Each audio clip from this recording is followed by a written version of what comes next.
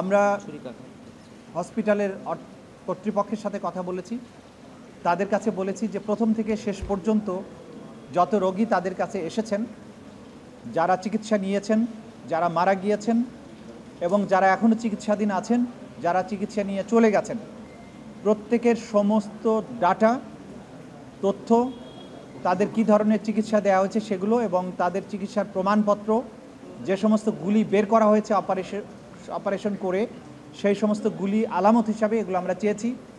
এগুলো আজকে যেহেতু আমাদের ফুল সুইং তদন্ত সংস্থা সেখানে যেতে পারেননি, পরবর্তী সময়ে তারা গিয়ে এই আলামতগুলো সংরক্ষণ করে নিয়ে আসবেন, সিজ করে নিয়ে আসবেন। আন্তর্জাতিক অপরাধ ট্রাইব্যুনাল আইন অনুযায়ী ঢাকাই শুধুমাত্র থাকবে। দেশব্যাপী যে সমস্ত অপরাধ হয়েছে, যেগুলো ক্রাইমস অ্যাগেনস্ট হিউম্যানিটি, মানবতা বিরোধী অপরাধ, সেগুলোর বিচার শুধুমাত্র আন্তর্জাতিক অপরাধ ট্রাইব্যুনালেই হবে। কিন্তু সেই আন্তর্জাতিক অপরাধ ট্রাইব্যুনাল গঠনের আগে কোনো থানায় বা কোনো ম্যাজিস্ট্রেট কোর্টে যদি কোনো মামলা হয়ে থাকে, সেই মামলাগুলো তদন্তকালে এগুলো আমরা একটা প্রজ্ঞাপনের মাধ্যমে আন্তর্জাতিক অপরাধ ট্রাইব্যুনালের কাছে নিয়ে আসব এবং সেই তদন্তটা মূলত করবেন আমাদের তদন্ত সংস্থা।